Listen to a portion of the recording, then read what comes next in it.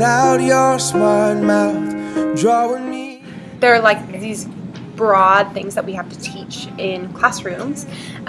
So the hidden curriculum is kind of what can we find along with that curriculum to teach our students. There's a lot of perspectives that have been hidden. We only get one view. We don't get a lot of views, so that's why I think it's important, just so that we get not just what we were taught, but what other people, other cultures teach their kids, because they do teach a lot of other stuff. It's important to know the different opinions of different people. You don't know what it was like to live in that time and what you don't know. Kids may not know and teachers may not know.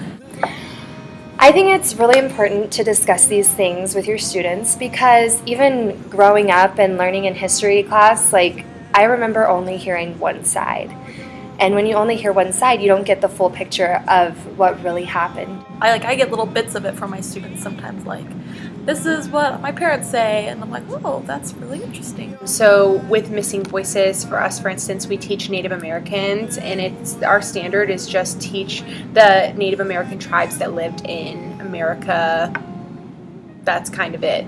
So with that, we can teach this narrative of the boarding schools, or you could teach like very specific tribes in different ways. Every classroom is going to look a little different with how they teach Native Americans. In history, that piece is missing, and that could change everything with your opinion on the matter, with how you view certain things about this country.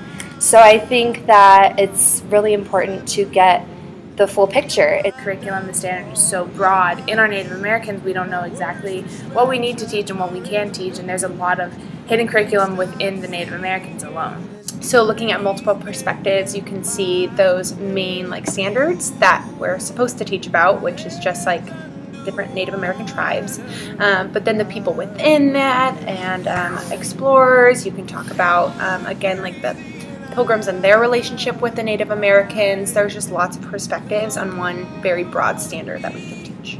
It's like missing a part of the puzzle. It'll never be complete.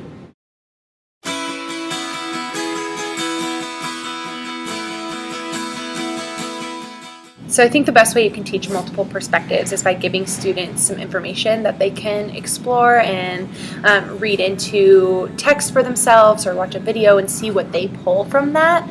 I think it's really interesting where they acted out the history. You can have them do that with them. They get more of a sense of how they were treated. Putting the kids and the students in that time, making them become the people who are in that time. So if we had the students in the boarding school, putting them in the boarding school, making them feel like they're in the boarding school, giving them situations that happened in the boarding school, and making them feel differently than how they would feel in school. You can see how like they lived in cramped spaces, so you might put them all into one side. Hey, think about, and have them think about how it would be like to live in this area, how you're forced to do stuff like that. I think that's really important. Make sure that when you're teaching multiple perspectives, you're not biased at all. It should be fair amongst all of the different perspectives that are given. Because what every student sees is going to be a bit different.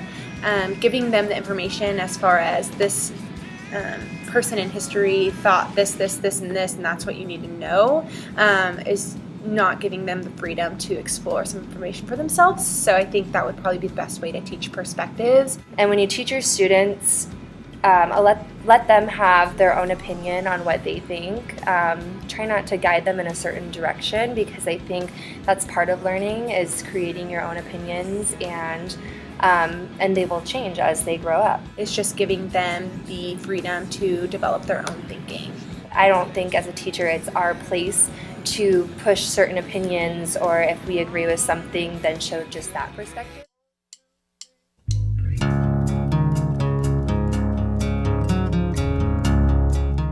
Finding people that know the history of the missing voices, that's really important, I think, because you can have guest speakers come in. That's really fun for the kids. Finding primary resources, that would probably be the best thing, because then you get it from firsthand. You're not getting an opinion, you're not getting someone who could alter the story, you're getting firsthand what happened. As far as resources, just going beyond the textbook that you're given, or those, again, very like broad resources that you can get off like online, but looking at those primary sources you can look at as far as like what was actually made during that time period by the people we're talking about. Primary resources, and make sure that the resources you use are interesting for the kids, because if you're using boring things, they're not going to be engaged, and that's one of the things that is important when teaching any lesson, whether it's Missing Voices or anything else. Diaries and stuff like that, firsthand experience.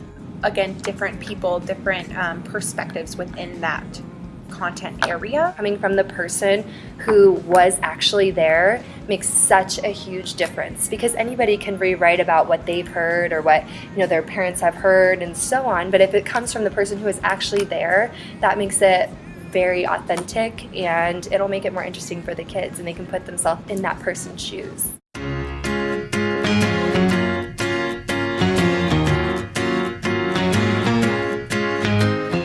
Look at the students that you have in your classroom, first of all, and if you have students that are aware of a topic culturally, to include them in that teaching and in your curriculum. To research. Just research, so you know exactly what you're talking about, and those weird questions that the kids can ask you, you'll know how to answer them. Teach all those perspectives. Let the students have their own opinion. Use it in all your subject areas. That would be my suggestion.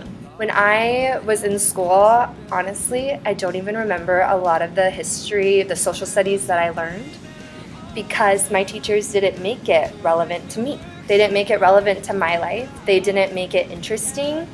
And I was hearing the same things over and over and over again from every teacher. I never got those multiple perspectives. It was never interesting to me. Even if you teach in a predominantly like middle class white community, to teach all of these other cultures as well, so that they're aware they're out there of missing voices or multiple perspectives.